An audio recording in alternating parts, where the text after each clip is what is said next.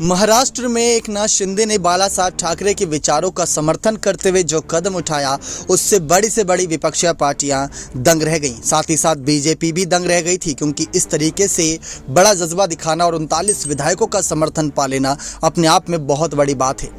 लेकिन आप सभी को बता दें कि किस तरीके से एकनाथ शिंदे ने मातोश्री के सम्मान में उद्धव परिवार पर एक भी बात ऊंची आवाज में नहीं कही। ये अभी तक के बयानों पर गौर किया गया है उनके, और साथ ही साथ उनके पूरे गुट ने। साथ ही साथ आपको बता दें कि किस तरीके से एकनाथ शिंदे ने उस वक्त भी रश्मि ठाकरे के सामने खुलकर एक तरीके से कह सकते हैं माफ़ी भी मांगते नजर आए थे और कुछ बड़े खुलासे भी करते नजर आए थे। माफ़ी मांगने की वजह क्या हो सकती है, आप खुद जानते हैं कि मातोश्री का सम्मान है, बाला साहब ठाकरे के कहीं ना कहीं बेटे उद्धव ठाकरे, बहू हैं रश्मि ठाकरे, तो इन सब की वजह से कहीं ना कहीं उनके सम्मान में हमेशा नजर आए। लेकिन वहीं दूसरी तरफ आपको बता दें, रश्मि ठाकरे ने जब एकनाथ शिंदे से फ़ोन पर बातचीत करी थी और मीडिया की रिपोर्ट सारी जानकारी सामने आई थी, तो उन्होंने साफ कहा था कि जो गठबंधन हुआ है वो सरकार को कहीं ना कहीं, शिवसेना को सरकार से बाहर रख रहा है, सत्ता से कहीं ना कहीं बहुत बड़ी चोट पहुंचा रहा है धीरे धीरे जमीनी स्तर पर।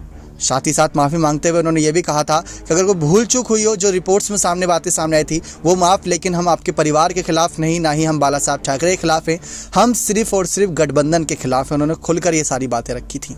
लेकिन रश्मि ने पूरी कोशिश करी थी कि बागी विधायकों को मनाया जाए, एकनाथ शिंदे को मनाया जाए, किसी तरीके से उनको वापस बुलाया जाए, लेकिन उन्होंने एक नहीं सुनी।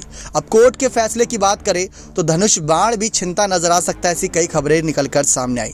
ये बात खुद उद्धव ठाकरे ने एक इंटरव्यू के दौरान उठाई थी कि इनका पद से पेट भरने का नाम ही नहीं ले रहा, यानी पद की लालसा खत्म नहीं हो रही। सीएम पद मिल चुका है, लेकिन अब इन्हें शिवसेना का मुखिया भी बनना है। अगर इनको सत्ता का लालच था तो बीजेपी के साथ सत्ता पा ही चुके हैं, तो शिवसेना क्यों? शिवसेना के आधार पर क्या आगे आने वाले वक्त में ये राजनीति करेंगे? तो ये सारी बातें अपने आप में एक अलग मसला है।